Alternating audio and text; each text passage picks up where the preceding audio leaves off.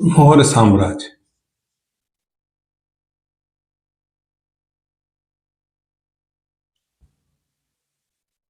323 ईस्वी से 184 ईस्वी पूर्व तक।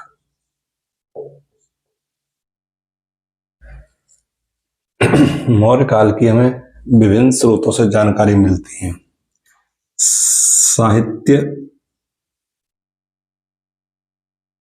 साहित्य मिलता है कौटिल्य के अर्थशास्त्र, और एक सम्राट अशोक द्वारा बौद्ध धर्म का विस्तार, और एक है विदेशी विवरण।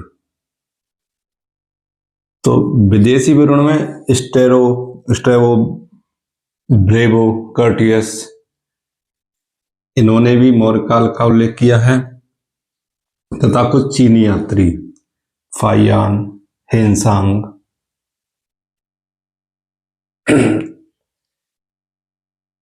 इत्सिंग,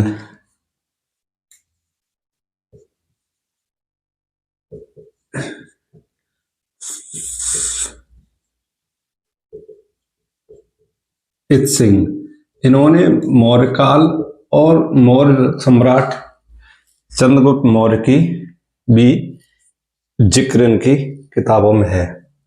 सबसे पहले शासक थे चंद्रगुप्त मौर्य।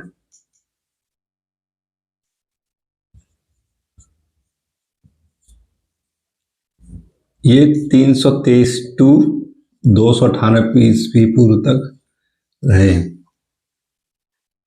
चंद्रगुप्त मौर्य ने अपने गुरु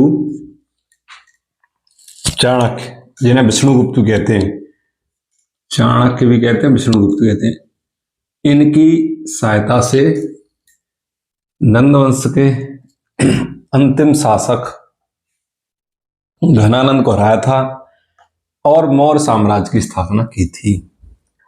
इन्होंने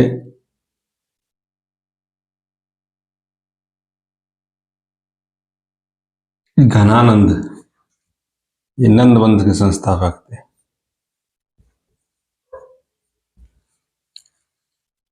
चंद्रगुप्त मौर्य की कास्ट को लेकर बहुत सारे मत हैं। किसी ग्रंथ में शूद्र और जैन और बौद्धों ने इन्हें क्षत्रिय बताया है। और जो एक मुद्रा राक्षस लेख है, यानी एक रचना है, उसमें ने उसमें ने बत्सल प्रयोग किया गया, इनके लिए बत्सल शब्द, ब्रसल शब्द का योग किया गया। ब्रसल कहते हैं निम्न स्तर का व्यक्ति, यानी, और एक है रोमिला थापर। रोमिला थापर ने अपने लेख में ने वैश्य जाति का माना कि वैश्य जाति के थे। चंद्रगुप्त मौर्य का जो शासन था मुख्य रूप से मगध का था, और मगध के साथ इन्होंने संपूर्ण भारत पर साम्राज्य किया।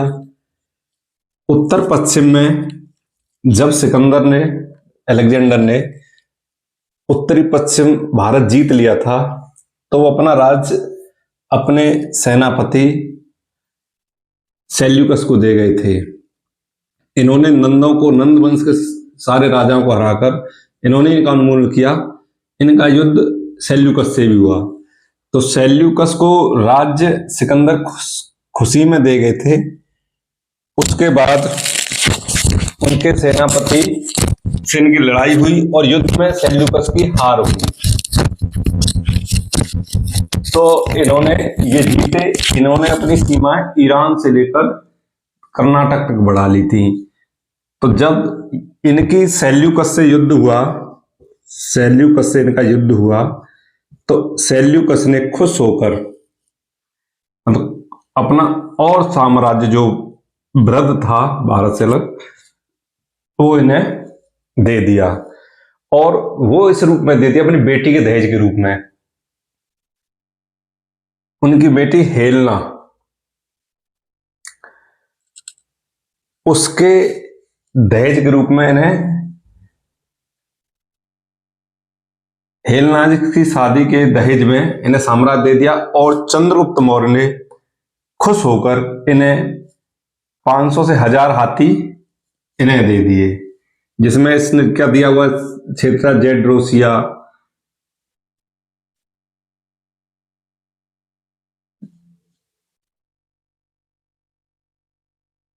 चंद्रगुप्त मौर्य की जैसे कास्ट के बारे में विभिन्न मत हैं, लेकिन इन्होंने जब वृद्धावस्था की ओर बढ़े तो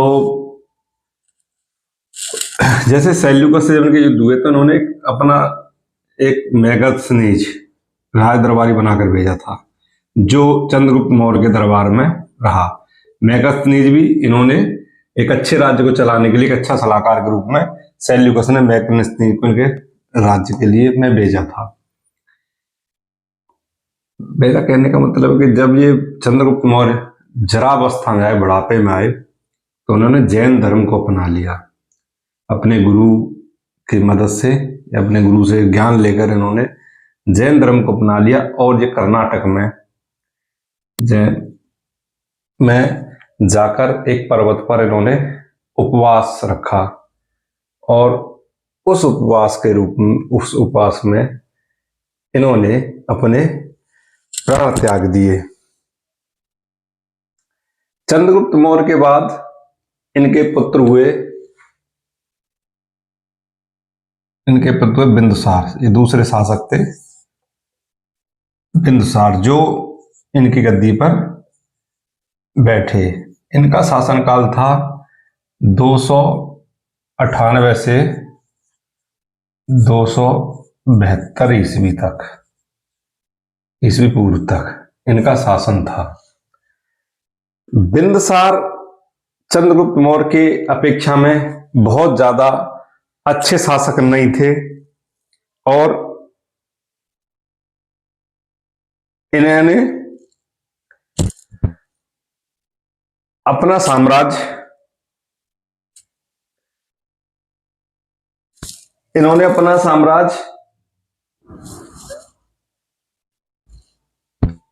बिंदुसार ने इनके साम्राज्य में जो जीता हुआ साम्राज्य था उससे अक्षुण्ण रहे और इनका कोई ज्यादा लंबा कार्यकाल नहीं रहा। इनके बाद इनके पुत्र थे तीसरे सम्राट अशोक।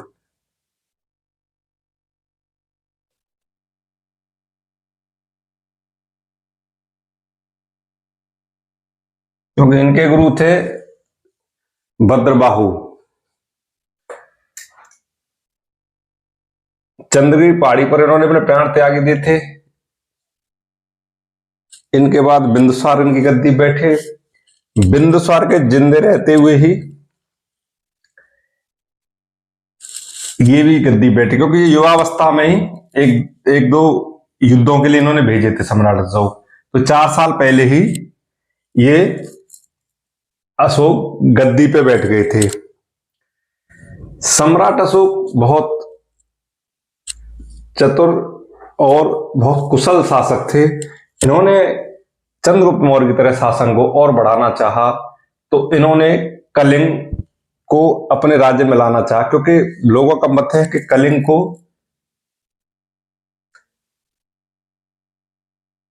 को इन्होंने व्यापारिक दृष्टि से अच्छा माना और अपने यहां मिलाना चाहा। बिंदुसार की मां का नाम जैन धर्म के अनुसार बिंदुसार की मां दुर्धरा था। दुर्धरा। तो अशोक को इन्होंने भेजा, तो अशोक में युद्ध नीति बचपन में आ गई थी, इसलिए 4 साल पहले शासक बन गए थे। इसके बाद इन्होंने, इनकी माता का नाम था सुभद्रांगी।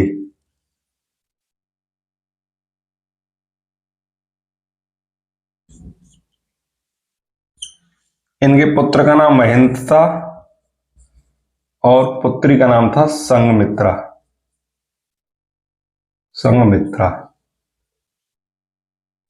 तो अशोक ने बताते कलिंग इसलिए जीता कि कुछ समुद्री लुटेरे जो नागा प्रजाति के रहते थे, उन्होंने कुछ स्वर्ण की चीजें चुरा रखी थी, वो सुमित लुटेरे लूट रखी थी, तो उन्हें भी लेने के लिए के पर्पज से इन्होंने कलिंग पर हमला किया, आक्रमण किया और इसे जीता। कुछ लोग ये मानते हैं कि वहां के हाथी बहुत प्रसिद्ध थे, हाथियों की वजह से इन्होंने वहां हम उस कलिंग पर हमला किया। लेकिन अलग अलग लोगों के अलग अलग मत हैं। सम्राट अशोक के शिलालेख, सम्राट अशोक के स्तंभ विश्व प्रसिद्ध हैं, क्योंकि ये जो नागा जाति के लोग थे, इन्होंने अशोक सम्राट की मणिमुक्ता थी, उन्हें चुरा लिया था, जिसकी वजह से इन्होंने कलिंग पर युद्ध किया और उस युद्ध को करने के बाद इन्होंने कलिंग को अपने राज्य में मिला लिया, अपने साम्राज्य में मिला लिया। इस युद्ध में कम से कम 1 लाख लोगों की क्षति हुई थी। अशोक के लेख और स्तंभ बहुत प्रसिद्ध है, जैसे कौशाम्बी यूपी में है, इलाहाबाद में किले में है लेख जो कौशाम्बी से किले में चले गए, दिल्ली में है जो सोपार से दिल्ली में आए थे, जिन्हें फिरोज शाह कोटला जो मुगल शासक थे, फिरोज शाह तुगलक वो लेकर आए थे। कुछ लेख मेरठ में भी थे, वो टोपरा से दिल्ली लाए गए थे, जिन्हें फिरोज शाह तुगलक लाए थे। मेरठ में भी कुछ साक्ष्य हैं, साक्ष्य क्या, मेरठ में भी स्तंभ हैं, क्योंकि इनके कुछ स्तंभों पे बहुत अच्छी अच्छी चीजें लिखी थी, जैसे कोई भिक्षु का मान भंग करेगा तो उसे श्वेत वस्त्र पहनकर भिक्षा मांगनी पड़ेगी। इनके कुछ लेख सारनाथ, वाराणसी, सांची, रायसेन एमपी में है। कौशाम्बी है, वो कौशाम्बी यूपी में इलाहाबाद के पास। एक है रुम्मिनदेई, ये नेपाल की तराई क्षेत्र में स्थित है। रुम्मिनदेई में भी इनके अशोक के स्तंभ है। निगलीबाबी नेपाल में स्थित है।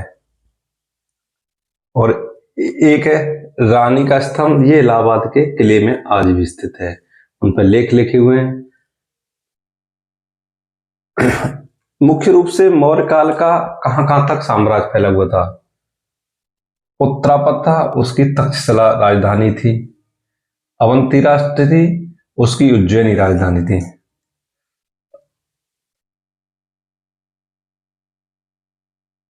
कलिंग की तोसली थी। दक्षिणा पथ की जो राजधानी स्वर्णगिरी थी। प्राची था, उसकी पाटलिपुत्र राजधानी थी। मुख्य रूप से इनके मौर्यों के जो शासन रहे वो इन्हीं जगहों पर रहे। इसके बाद इनकी न्याय व्यवस्था की बात करते हैं। अशोक सम्राट बहुत कुशल सम्राट थे, इनकी न्याय व्यवस्था बहुत अच्छी थी। इनके यहाँ 2 तरह की न्याय व्यवस्था थी, धर्मस्थलीय न्यायालय और कंटक शोधन न्यायालय। धर्मस्थली में 3 लोग बैठते थे, 3 विद्वान बैठते थे जो लोगों की बात सुनते थे और न्याय की प्रक्रिया अपनाते थे। उसमें मुख्य रूप से दीवानी रूप में न्यायालय को चलाया जाता था। न्यायालय का संचालन होता दीवानी रूप से। और कंटक न्यायालय में भी विद्वान बैठते थे और वो सारे मसले सुनते थे, फौजदारी, लड़ाई, मुख्य रूप से व्यक्ति और राज्य के बीच के जो विषय थे वो कंटक न्यायालय में सुने जाते थे। और न्याय व्यवस्था को बहुत सुदृढ़ बनाने के लिए समय समय पर इन्होंने अपने बदलाव भी किए थे।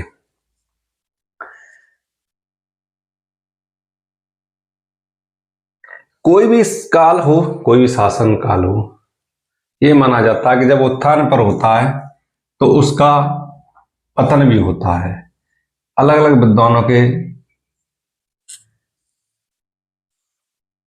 ये मानते हैं कि सम्राट अशोक, महामहोपाध्याय हरप्रसाद शास्त्री ने बताया, महामहोपाध्याय हरप्रसाद शास्त्री ने बताया कि सम्राट अशोक जो थे वो अहिंसक थे और सज्जन थे, इसलिए उन पर राज्य में धीरे धीरे राज्य को हाथ से निकलता चला गया और मौर्य काल का पतन कहा गया। और ये माना जाता है कि अशोक के समय से ही धीरे धीरे मौर्य काल पतन हुआ, क्योंकि अशोक के बाद के जो मौर्यकालीन राजा थे वो कुशल नहीं थे,